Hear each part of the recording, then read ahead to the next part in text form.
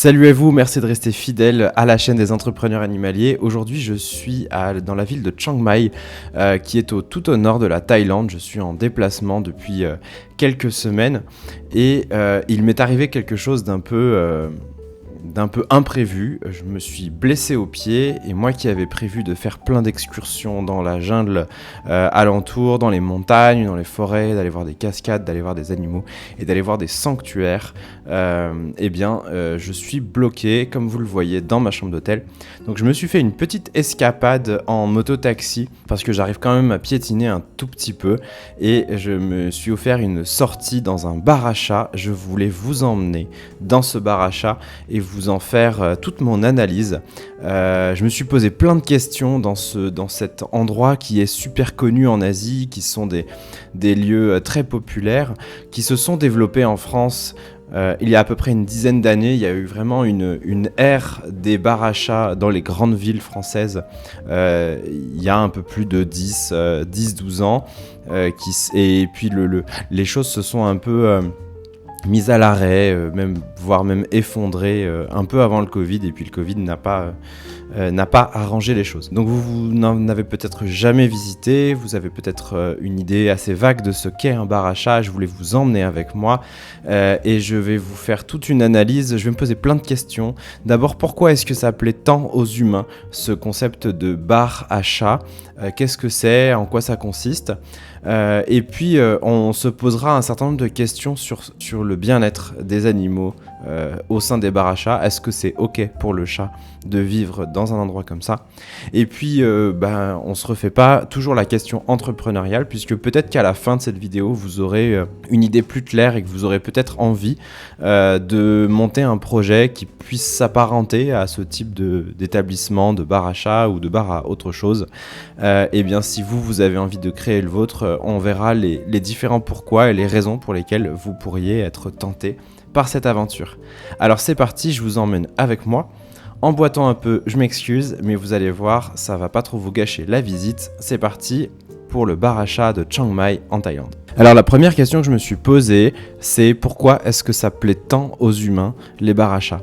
Eh bien d'abord, si on fait un constat très simple, les bars à chats sont implantés d'abord dans des grandes villes, dans des très grandes villes, puis ensuite dans des villes de taille moyenne. Moi j'en ai déjà visité plusieurs, j'en ai visité notamment dans certaines capitales européennes, du temps que j'habitais par exemple à La Rochelle, eh bien il y avait un bar à chat de taille assez modeste, mais qui était tout à fait sympa.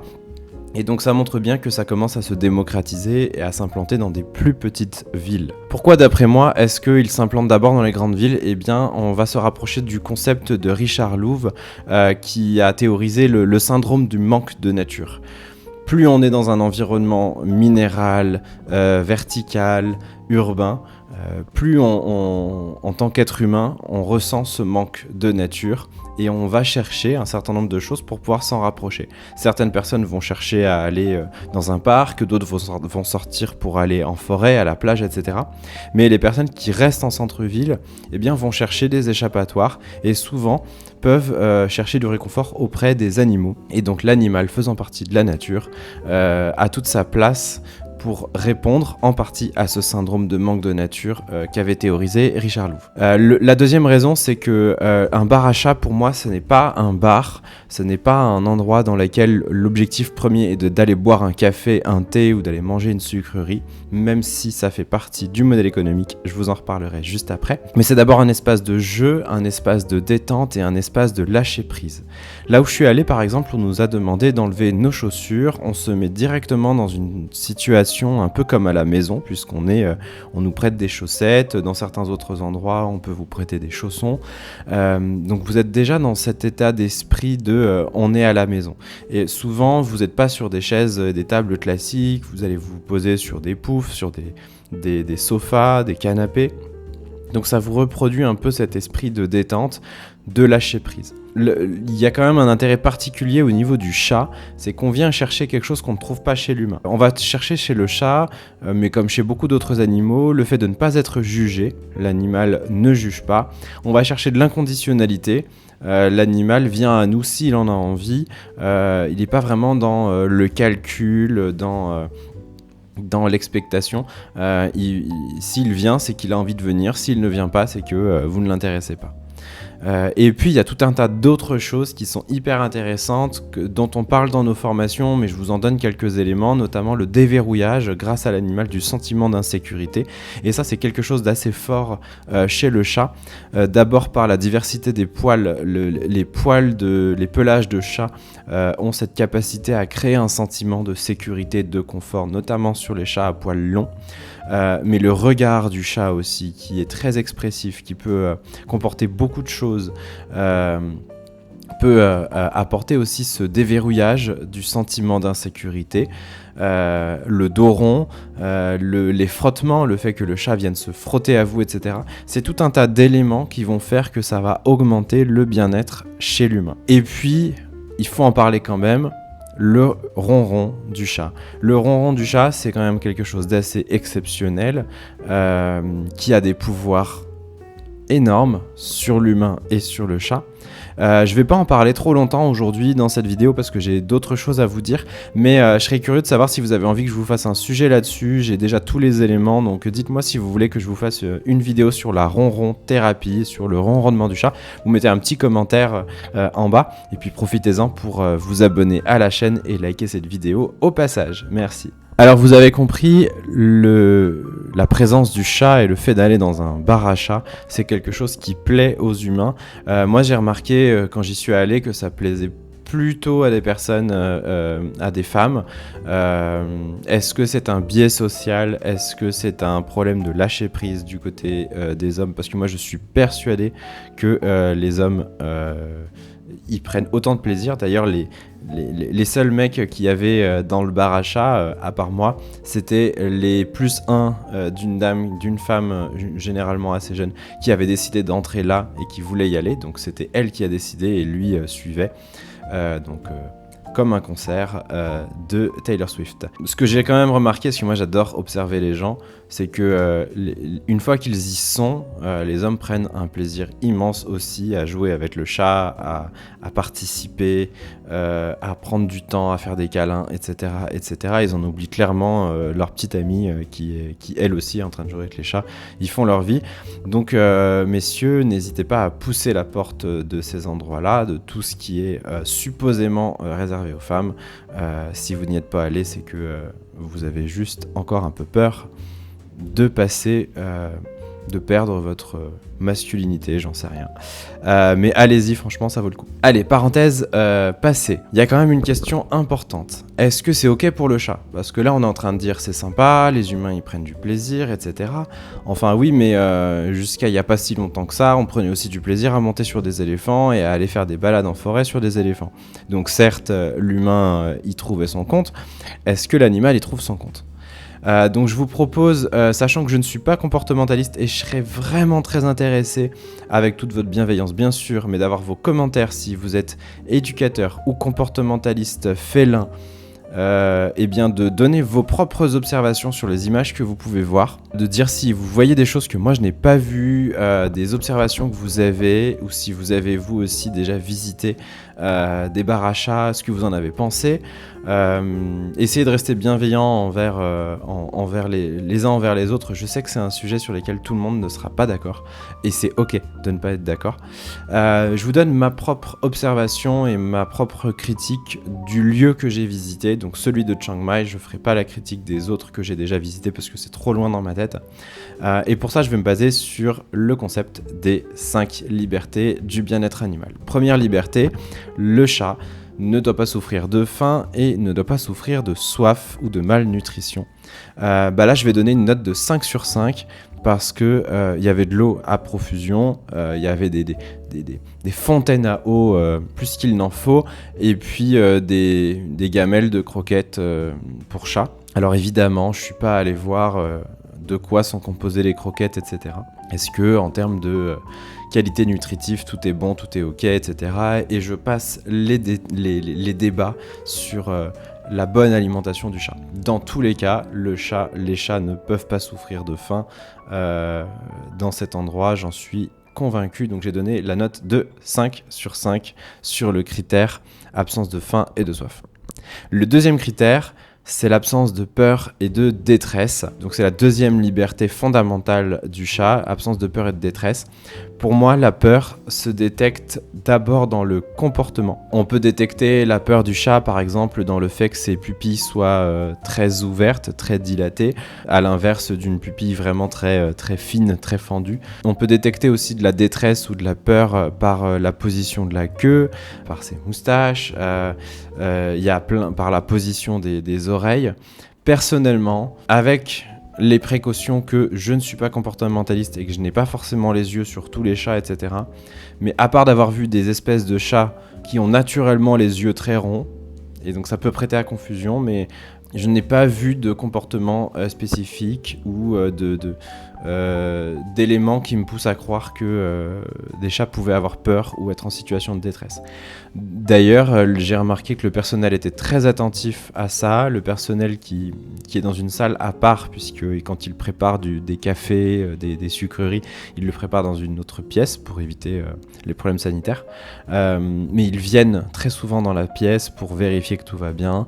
Il y a des affichages dans plusieurs langues pour nous expliquer qu'il ne faut pas prendre les chats par surprise, qu'il ne faut pas les prendre nous-mêmes pour les mettre sur nos genoux, c'est eux qui viennent, etc., etc. Donc j'ai trouvé que les consignes étaient plutôt bien données, dans le but que tout le monde reste calme et que ça se passe bien. Donc sur ce critère, je vais donner une note de 4 sur 5. Pourquoi 4 sur 5 et pourquoi pas 5 ?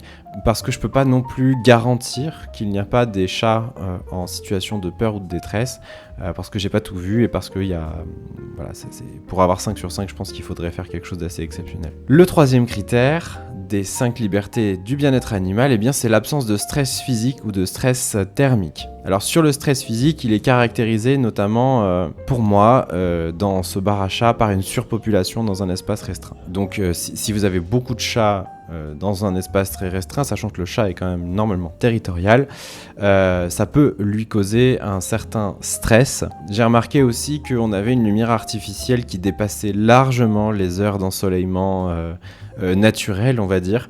Et puis j'ai remarqué aussi que certains chats avaient un peu une tendance à se lécher de façon excessive. Alors ça veut pas dire à 100% qu'ils sont sous stress, mais quand même c'est reconnu comme un signe potentiel d'anxiété. Donc l'anxiété étant quand même un niveau même supérieur au stress.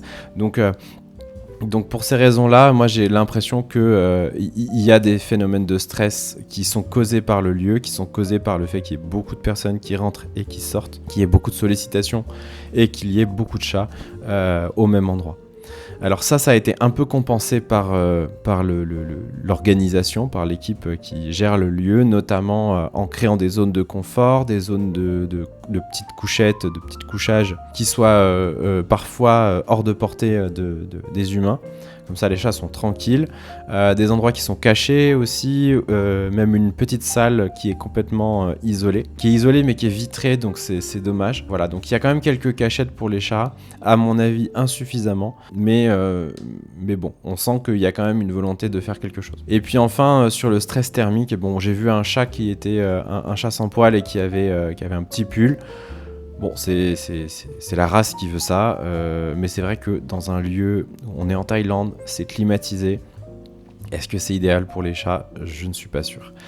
Pour ces raisons-là, sur ce critère-là, j'ai mis une note de 2 sur 5. C'est un peu dur, mais c'est à mon avis le point d'attention si vous avez un projet comme celui-là, c'est de faire vraiment tout votre possible pour que les animaux soient bien, notamment en termes de stress physique. Allez, on va passer à la 4e liberté de nos chats. Eh bien, c'est l'absence de douleur, de lésions ou de maladies. Alors, il y avait pas mal de chats dans l'établissement, donc je n'ai pas pu les voir tous. Je pense que je les ai pas tous vus, mais j'ai quand même jeté un œil un peu partout. J'ai vu un chat qui avait une petite conjonctivite, je pense encore due peut-être à la clim ou peut-être à autre chose. Mais sinon, de manière générale, j'ai quand même eu l'impression que les chats étaient en bonne santé, n'avaient pas de maladie apparente, pas de douleur, pas de lésions, rien de particulier. Donc sur cette petite conjonctivite, on va leur donner le bénéfice du doute. Évidemment, on ne peut pas s'assurer que... ça me paraîtrait aller assez assez logique que si certains chats sont malades, qu'ils les aient isolés. Donc c'est le but, enfin c'est normal. Maintenant, à quel point est-ce qu'ils tombent souvent malades, etc. Ça, je ne peux pas le savoir. Dans le doute, je mets 5 sur 5, mais avec un point d'interrogation, puisqu'on ne peut pas savoir. Et puis enfin, dernier critère, mais qui n'est pas des moindres, c'est la liberté d'expression d'un comportement normal, propre à l'espèce. Qu'est-ce que ça veut dire ça ? Ça veut dire que l'animal, pour respecter son bien-être, on doit lui laisser la possibilité d'être un chat. Et donc de ne pas être simplement un animal qui vit selon les règles humaines, mais d'avoir son comportement de chat. J'ai noté quelques éléments de ce qui était important pour le chat, et puis on va voir ce que ça peut donner vis-à-vis de l'établissement. D'abord, le chat a besoin de verticalité, on le connaît, il a besoin de monter, il grimpe aux rideaux, il grimpe aux arbres, il se perche sur des toits, etc. Donc la verticalité est quelque chose d'important. Donc là, ça a été super bien pris en compte. Ils ont créé des murs verticaux avec plein d'endroits sur lesquels les chats peuvent à la fois grimper mais aussi se coucher et donc dormir vraiment à l'abri des humains. Donc ça c'est top. Les chats ont besoin aussi de jeux, de jouets. Donc là il y en avait, j'ai trouvé que c'était un peu minimaliste. J'aurais aimé par exemple qu'il y ait une grande malle avec des jeux pour que les visiteurs, les personnes puissent jouer avec les chats qui en ont envie. Donc il y avait quelques éléments pour jouer au chat et la souris, mais c'était quand même assez minimaliste. Le chat a besoin aussi de pouvoir chercher sa nourriture, de pouvoir vraiment prendre du temps à trouver sa nourriture. Là, malheureusement, il y avait 2 faux pas. Il y avait le fait que la nourriture était 100% dans des gamelles, hein, dans des petits bols. Mais en plus, c'est quelque chose qui généralement n'est pas recommandé pour les chats, c'est de mettre l'eau à côté de la nourriture. Dans l'univers du chat, l'eau, ça n'est pas la même chose que la nourriture, ce sont 2 choses complètement différentes, et donc ça a un intérêt de mettre l'eau à un autre endroit que la nourriture. Alors est-ce que c'est une croyance ou pas, je sais pas, mais moi en tout cas j'ai toujours entendu ça chez les professionnels que je rencontrais, et là tout était ensemble, donc c'est dommage. On aurait pu par exemple mettre l'eau à un endroit de la grande pièce et puis l'alimentation à un autre endroit. Le chat a besoin de dormir tranquille. Donc ça pour moi c'est ok, c'est respecté puisqu'il a ses zones de confort, mais peut mieux faire puisque quelques zones sont à l'abri de la lumière, mais généralement il peut dormir tranquille mais sous une lumière artificielle, donc c'est quand même un tout petit peu embêtant. Et puis 2 besoins qui ne sont pas du tout respectés au niveau du chat, c'est la possibilité de défendre son territoire. Là, ils sont tellement de chats qu'ils n'ont aucune possibilité même d'avoir un territoire, c'est impossible. Et puis la possibilité d'explorer, non, ils n'ont pas l'accès à l'extérieur, ils sont dans un environnement qu'ils connaissent à 100%, qui a priori ne change pas au quotidien. Il n'y a pas de stimulation extérieure à part les êtres humains, il n'y a pas de petits oiseaux qui viennent, il n'y a pas des insectes, il n'y a pas des nouvelles zones à explorer, il n'y a pas des cachettes à foison, etc. Donc au niveau de la possibilité d'explorer, c'est quand même assez limité. Ce serait pas grave si c'était quelque chose de temporaire. Quand vous faites de la médiation animale, par exemple avec des chats, évidemment vous allez lui priver de cette liberté de façon temporaire. Là, dans le concept d'un bar à chat, on est quand même sur des animaux pour qui cette privation est quand même quasi permanente. Donc c'est pour ça que j'ai mis sur ce dernier critère la note de 2 sur 5 pour la liberté d'expression d'un comportement normal propre à l'espèce. Alors si je fais les calculs, je les ai pas fait d'avance, 14, 16, 18. On est sur une note de 18 sur 25, donc c'est quand même pas mal du tout. Avec quelques points d'interrogation, donc ça nous fait 72% d'appréciation générale, on va dire, mais voilà, avec quelques points d'interrogation, mais je trouve que c'est pas si mal quand même pour un lieu qui pourrait être facilement décrié. Il y a quand même pas mal de choses qui sont mises, pas mal d'efforts, mais encore des pistes d'amélioration évidentes. Je voudrais ajouter une chose avant de passer au dernier sujet, c'est que cette note-là, elle est à contrebalancer aussi par rapport à l'origine des chats. On a parlé des éléments de bien-être, etc. Mais il ne faut pas oublier d'où peuvent venir les chats. Pour ces chats-là, moi j'en ai aucune idée. Je n'avais aucune précision. On était quand même sur beaucoup de chats qui avaient l'air d'être des chats de race. Donc je pense, sans faire de mauvais paris, que ces chats-là viennent d'élevage, et probablement d'élevage assez intensif. Pourquoi pas ? Je ne peux pas le prouver. Mais par contre, dans certains bars à chats que j'ai pu visiter en France, et bien souvent ils sont en partenariat avec des refuges, avec des SPA et autres. Et là je trouve que l'intérêt est tout autre. Parce que ces chats peuvent être à l'adoption, ces chats ont besoin de contact humain, de tendresse, besoin aussi qu'on s'occupe d'eux, etc., etc. Et donc en fait ça vient presque rendre anecdotique les limites aux libertés que j'ai énoncées tout à l'heure. Parce que oui, le chat peut peut-être pas totalement dormir tranquille, oui, le chat peut peut-être pas totalement défendre son territoire, mais si on se rappelle juste de quel environnement on l'a extrait, le bond en avant est exceptionnel. Et vous avez pris 20 chats que vous avez sortis de la SPA, ou même 10 chats, si vous les avez sortis de la SPA et que vous leur proposez quelque chose de différent, et avec une exposition qui fera qu'ils seront certainement adoptés plus vite, etc.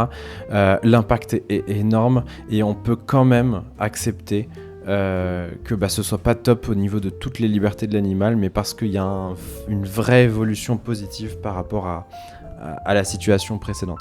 Donc il faut pas regarder que à un instant T, il faut regarder aussi l'évolution, ce qu'on a fait et les bonnes actions qu'on a pu faire vis-à-vis de l'animal. Allez, je vais arriver sur ma dernière partie, c'est pourquoi est-ce que vous auriez envie de créer votre propre bar à chat. Alors je précise que moi je suis pas un professionnel spécialiste des bars à chat, donc je vais pas prétendre à vous donner toutes les informations économiques sur ce secteur d'activité. Je sais que je l'avais beaucoup étudié pendant un certain temps puisque ça fait partie d'un des premiers projets entrepreneuriaux que j'ai pu réfléchir, même quand j'avais peut-être 14 ou 15 ans. Je commençais déjà à étudier ce qui se passait au Japon, etc. J'adorais ce concept. Je me suis un petit peu calmé depuis, notamment sur les questions de bien-être animal et parce que ça me correspondait moins. Mais c'est pertinent pour certains d'entre vous, peut-être. Donc on va voir un petit peu qu'est-ce qui peut vous donner envie de créer votre propre aventure de bar à chat. Alors c'est pertinent d'abord si vous avez un vrai esprit entrepreneurial, parce que clairement vous ne trouverez pas un job salarié, sauf miracle, dans ce type de structure. Ça va être certainement à vous de créer votre propre projet et ça va vous correspondre d'autant plus si vous n'êtes pas vous-même orienté vers la relation humaine ou vers l'animation ou la médiation animale. Si vous êtes vraiment passionné par l'animation pédagogique, la zoopédagogie, la zoothérapie, la médiation animale, la facilitation de la relation, c'est pas vraiment dans un bar à chat que vous allez vous épanouir, parce que vous allez être dans une interaction assez faible avec vos publics. Vous allez être salon de thé, cafetier et préparateur d'alimentation, gestionnaire d'une structure. Mais vous aurez assez peu de contacts de grande qualité avec des êtres humains. Donc ça va vous convenir si vous êtes plutôt dans cet esprit de métier de cafetier, de salon de thé, de restauration rapide, plutôt haut de gamme, et que vous avez envie en plus d'y ajouter une petite touche de passion qui est l'animal. Moi je vous conseille, si vous voulez monter ce type de projet, de le monter absolument à 2 minimum, de ne pas porter ce projet tout seul. J'ai pas du tout le même discours sur des projets de médiation animale par exemple, mais sur un projet comme celui-là, ce qui fera votre succès, c'est l'étendue d'ouverture de votre établissement, mais en plus de ça, vous avez quand même les animaux à gérer, c'est tous les jours, toute l'année. Vous pouvez pas vous dire on ferme le lundi mais on va pas voir les animaux. Donc forcément moi je vous conseille de porter ce projet à 2 ou à 1,5 au moins, de vous associer ou d'avoir quelqu'un qui puisse vous épauler en cas de besoin. C'est un projet qui vous correspondra, j'en ai parlé un petit peu tout à l'heure, si vous avez un projet engagé vis-à-vis des animaux, parce que clairement il y a des partenariats intéressants à faire avec des refuges. J'ai rien contre le fait d'aller chercher des animaux d'élevage dans des bars à chats, d'avoir des très très très beaux chats de race, parce que vous y trouvez un intérêt en termes de poils, en termes d'esthétique, etc. Mais si vous avez 10 chats à adopter, vous pouvez quand même en adopter 5, 6, 7, 8 sans races dans un refuge, et avoir vos 2-3 races fétiches si vous voulez dans votre bar. Et puis il faut que vous soyez engagé, ça c'est important, sur une formation de bien-être animal, probablement dédié au chat, ce serait mieux. Évidemment, il vous faudra la cassette chat, ça ce sera un incontournable.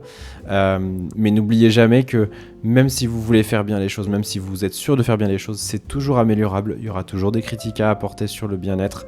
Donc continuez à toujours vous former sur ces sujets-là. C'est un sujet qui vous correspondra si vous vous sentez capable de gérer une communication efficace sur les réseaux sociaux.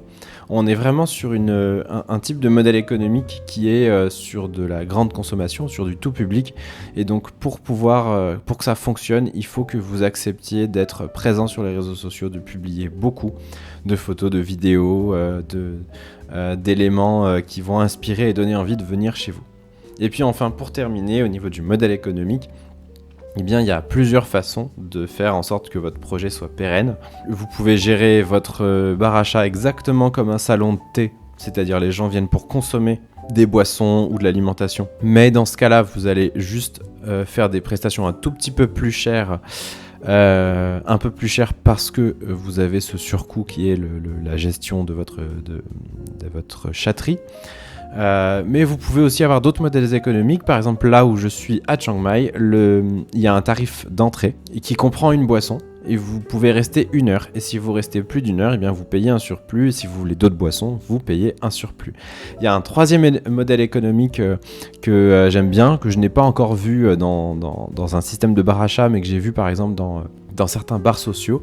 Ce sont des bars ou des cafés associatifs dans lesquels en fait il faut être bénévole pour pouvoir venir y consommer. Et donc en fait il n'est ouvert que aux personnes qui adhèrent à l'association et qui alors peut-être ne vont pas payer très très cher leur consommation, mais vont s'engager à faire 1 heure, 2 heures de bénévolat par semaine, etc. Donc c'est un modèle parmi d'autres. Voilà, j'espère que vous avez apprécié cette vidéo, cette analyse. Redites-moi en commentaire si vous voulez que je fasse un sujet sur la ronron-thérapie. Pour terminer, si vous êtes en train de vous orienter sur ce type de projet-là, eh bien, je vous conseille d'aller voir une formation gratuite que j'ai créée spécialement pour vous, qui s'appelle Les secrets d'une reconversion réussie dans l'entrepreneuriat animalier. Ça va vous donner toutes les clés pour lancer votre projet. Et puis, si vous vous reconnaissez plus dans l'idée d'être plus près des humains, de faire de l'animation, de faire de la médiation animale, eh bien je vous conseille de jeter plutôt un œil aux autres vidéos de la chaîne sur les thématiques de médiation animale et de pédagogie. Je vous retrouve très bientôt pour une nouvelle vidéo. À bientôt.